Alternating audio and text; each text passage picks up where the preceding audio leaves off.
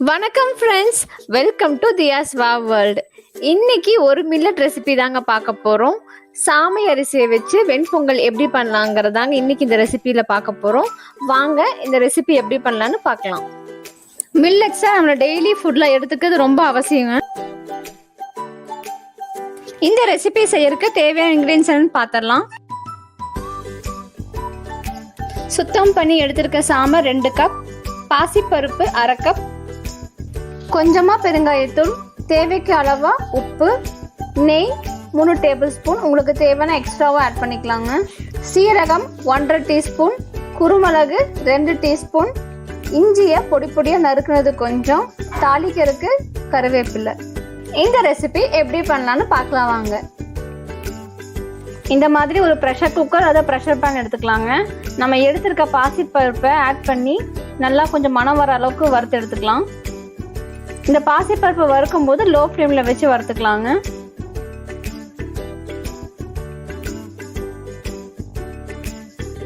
வறுத்ததுக்கப்புறம் இந்த பாசிப்பருப்பை நல்லா கழுவிக்கலாங்க. இதோடையே நம்ம கழுவி வச்சிருக்க சாமை அரிசியை ஆட் பண்ணிக்கலாங்க.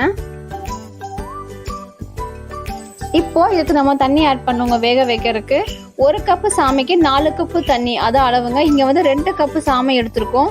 அப்ப 8 கப் அளவுக்கு தண்ணி ஊத்திட்டு இதை வேக வச்சு எடுத்துக்கலாங்க.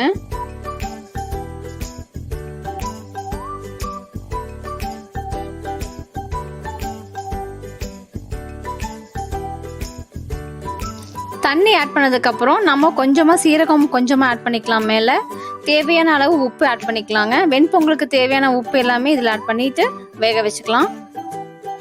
குக்கரோட லிட்டை க்ளோஸ் பண்ணிட்டு ஒரு 3 விசில் விட்டு எடுத்துக்கலாங்க. 3 விசில் விட்டு வெந்ததுக்கு அப்புறம் ஓபன் பண்ணா நல்லா வெந்திருக்கு பாருங்க.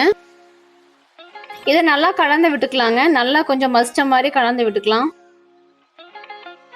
இப்போ இந்த பொங்கலுக்கு ஒரு தாளிப்பு போட்டுக்கலாங்க.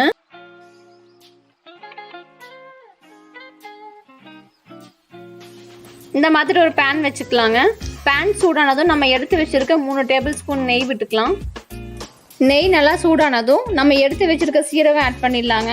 சீரகம் நல்லா பொரிஞ்சதும் நம்ம குருமிளகு, பொடியாக நறுக்கி வச்சிருக்க இஞ்சி, கருவேப்பிலை, கூடவே நம்ம எடுத்து வச்சிருக்க பெருங்காயத்தூளையும் ஆட் பண்ணிக்கலாங்க. இதை நல்லா ஃப்ரை பண்ணிக்கலாம்.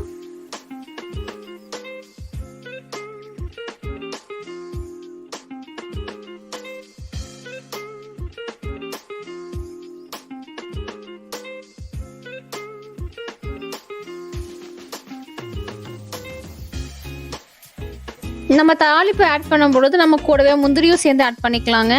இப்போ இன்னும் கொஞ்சம் நெய் கூட வேணுங்கிறவங்களுக்கு இன்னும் கொஞ்சம் நெய் உள்ள மிக்ஸ் பண்ணிட்டு கலந்துக்கலாம்.